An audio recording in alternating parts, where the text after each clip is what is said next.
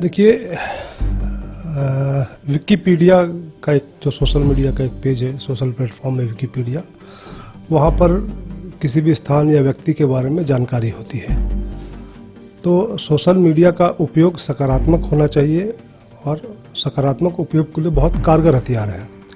लेकिन कुछ वर्षों से या कुछ महीनों से ये देखने में आया है कि सोशल मीडिया को लोग अपने राजनीतिक या अपने व्यक्तिगत मंशा के लिए हथियार बनाते हैं। अभी 2 अगस्त को ये बात ध्यान में आई कि मुख्यमंत्री श्री विप्लव देव जी के विकिपीडिया का जो उनका पेज है, जो प्रोफाइल है विकिपीडिया पर, उसमें छेड़खानी की गई है, उसमें एडिटिंग की गई है।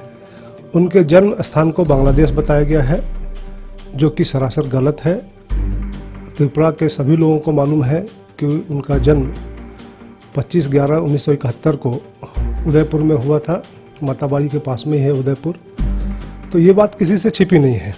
और उनके पिताजी भी 67 से पहले यहाँ इंडिया में आ गए थे, भारत के नागरिक हो गए थे। उसके भी प्रमाण मीडिया में है। उसके बावजूद भी कुछ लोग व्यक्तिगत मंशा या अपनी द्वेष की भावना को लेकर के सोशल मीडिया प्लेटफॉर्म का गलत इस्तेमाल करते हैं, मिसगाइड करते हैं।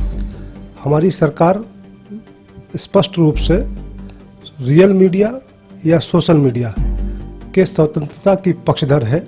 इन पे कोई सरकार की ओर से या किसी की ओर से मॉनिटरिंग ये सेल नहीं हो, मतलब निगरानी नहीं होनी चाहिए, क्योंकि एक निष्पक्षता रहती है। ये एक चौथा स्तंभ कहा जाता है। लेकिन जो सोशल मीडिया चलाने वाले, जो इस प्लेटफॉर्म को चलाने वाले लोग हैं, उनको कम से कम एक सेल्फ रेगुलेटरी मैकेनिज्म बनाना चाहिए, ताकि इस तरह की हरकतों को रोका जा सके।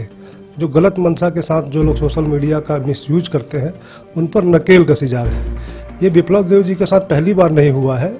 आप लोगों को पहले भी मालूम होगा कि जो प्रतिष्ठित समाचार चैनल्स या जो प्रतिष्ठित न्यूज एजेंसी हैं, उनके फेक ट्विटर पे फेक आईडी बना करके, उनके फेक लोगो बना करके विप्लव जी के बारे में भ्रामक प्रचार किए गए हैं। और ऐसा ही नहीं, विप्लव देव जी के साथ ही नहीं, जितने भी बड़े बड़े नेता हैं देश के, चाहे प्रधानमंत्री नरेंद्र मोदी हों या बाकी बड़े नेता हों, उनके साथ भी इस तरह की हरकतें होती रही हैं। कुछ जो गलत मंशा के लोग हैं, वो अपना गलत तरीका सोशल मीडिया को बदनाम करने की साजिश करते रहते हैं। सोशल मीडिया एक बहुत बेहतरीन टूल है, लेकिन उसका उपयोग सकारात्मक होना चाहिए।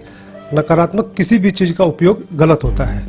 तो मैं यही कहना चाहूँगा कि जो भी विकिपीडिया पे 2 अगस्त को मतलब संशोधन किया गया, किसी ने एडिट किया, तो वो गलत है, उसकी हम निंदा करते हैं। ऐसा नहीं करना चाहिए, किसी भी लीडर के इसका नहीं करना चाहिए। और ये जो प्लेटफॉर्म्स चलाने वाली, जो सोशल मीडिया प्लेटफॉर्म्स की जो कंपनियां हैं, उनको एक सेल्फ मॉनिटरिंग मैकेनिज्म तैयार करना चाहिए, ताकि गलत कोई इसका दुरुपयोग ना कर सके। नहीं, लीगल एक्शन लेने से ये बात मतलब मीडिया और सोशल मीडिया या रियल मीडिया की स्वतंत्रता पे सवाल उठता है। ये डिबेट मीडिया में कई बार चला है और देश के बौद्धिक वाद में कई बार चला है। लेकिन हम लोग इस बात के पक्षधर हैं कि हम मतलब जो चौथा स्तंभ है मीडिया या सोशल मीडिया, वो निष्पक्ष होना चाहिए, वो इंडिपेंडेंट होना चाहिए। उस पर कोई तरह की गवर्नमेंट की निगरानी नहीं होनी चाहिए।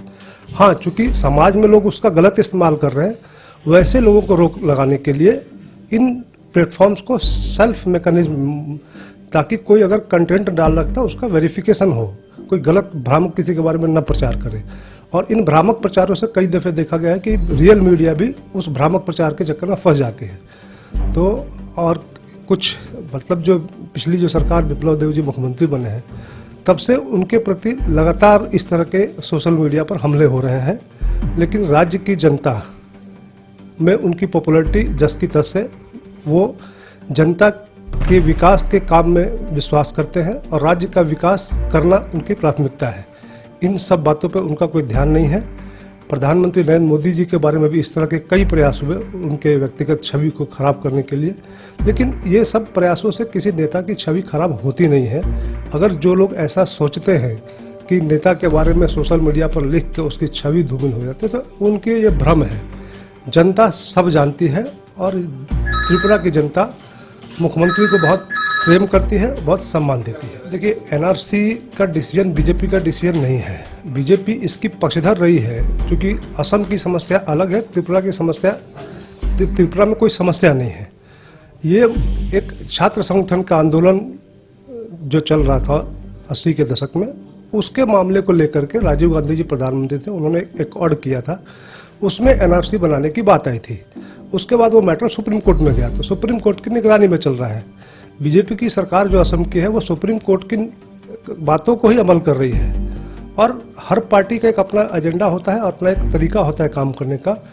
हर स्टेट की अलग अलग समस्याएं होती हैं। जैसे कि मुख्यमंत्री पहले ही इस बात को स्पष्ट कर चुके हैं कि त्रिपुरा में एनआरसी की कोई जरूरत नहीं है, यहाँ सभी लोग यहीं के हैं, सबका अपना कागज है, सब लोग लीगल सिटीजन हैं इंडिया के, भारत के।